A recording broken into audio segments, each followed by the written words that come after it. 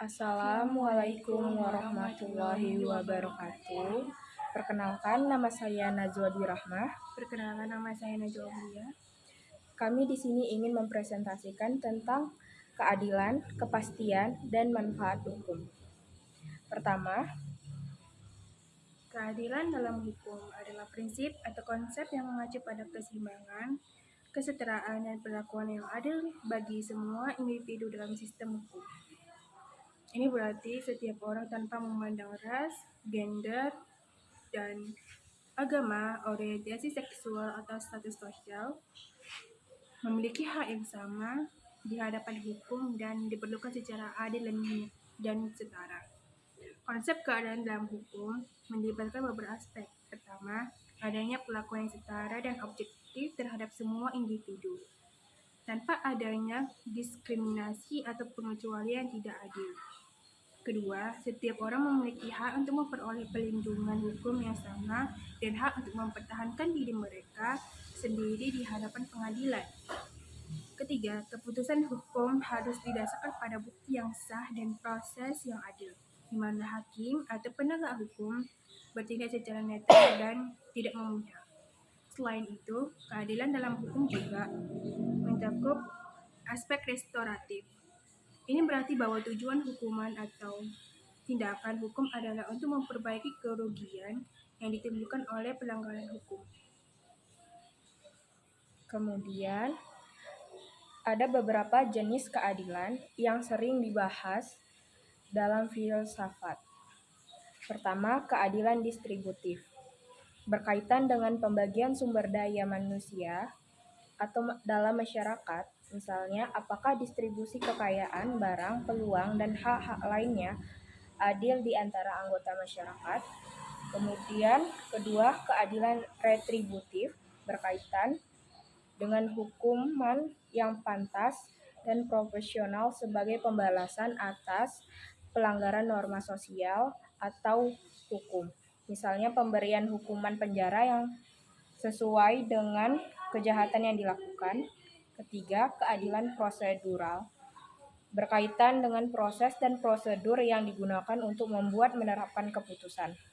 Misalnya hukuman atau hukum dan peraturan harus diterapkan secara adil dan konsisten terhadap semua orang. Kemudian implementasi keadilan dalam masyarakat seringkali kompleks dan kontroversial. Namun demikian, keadilan diyakini penting untuk menciptakan masyarakat yang harmonis dan adil bagi semua anggotanya.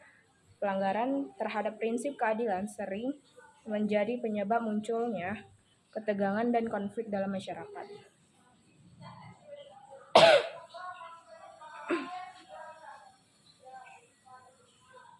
Berikut adalah penjelasan tentang kepastian dalam hukum. Kepastian hukum adalah prinsip penting dalam negara hukum. Kepastian hukum berkaitan dengan sifat hukum yang jelas, konsisten, dan dapat diramalkan pelaksanaannya serta penerapannya. Berikut ini kepastian hukum memiliki beberapa elemen penting. Aturan hukum yang jelas. Aturan hukum harus dirumuskan dengan jelas sehingga mudah dimengerti oleh masyarakat dan aparat penegak hukum. Aturan yang membingungkan berpotensi menimbulkan ketidakpastian hukum. Aturan hukum yang konsisten dan harmonis.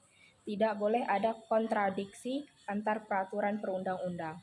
Seluruh aturan hukum harus saling harmonis dan menunjang satu dengan lainnya. Kemungkinan perubahan aturan hukum, perubahan aturan baik terkait keputusan mahkamah maupun revisi undang-undang harus dapat diperkirakan sebelumnya, tidak boleh terjadi secara mendadak dan arbiter. Keandalan aparat penegak hukum harus dilakukan secara adil, konsisten, dan tidak boleh memihak oleh aparat penegak hukum seperti polisi, jaksa, dan hakim. Dengan kepastian hukum, semua pihak terlindungi hak-haknya sehingga dapat meningkatkan keadilan dan kemanfaatan bagi masyarakat luas. Kepastian hukum juga penting untuk menciptakan iklim yang kondusif bagi dunia usaha dan investasi. Hukum juga memiliki banyak manfaat. yang penting dalam kehidupan kita sehari-hari. Pertama, menjaga ketertiban dan kestabilan. Hukum berfungsi untuk menjaga ketertiban dan kestabilan dalam masyarakat. Tanpa hukum, akan ada kekacauan dan konflik yang tidak terkendali. Kedua, melindungi hak dan kewajiban.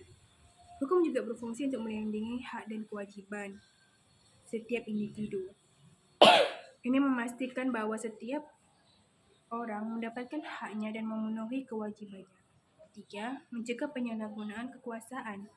Hukum berfungsi untuk menjaga penyalahgunaan kekuasaan oleh pihak yang berwenang. Ini memastikan bahwa kekuasaan digunakan untuk kebaikan masyarakat, bukan untuk kepentingan pribadi.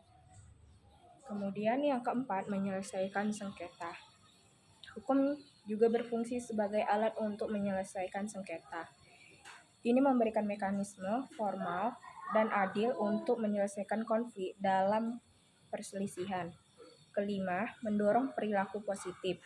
Hukum juga berfungsi untuk mendorong perilaku positif dalam masyarakat. Ini mencakup hal-hal seperti mematuhi lalu lintas, membayar pajak, menghormati hak orang lain. Sekian penjelasan dari kami. Terima kasih. Wassalamualaikum warahmatullahi wabarakatuh.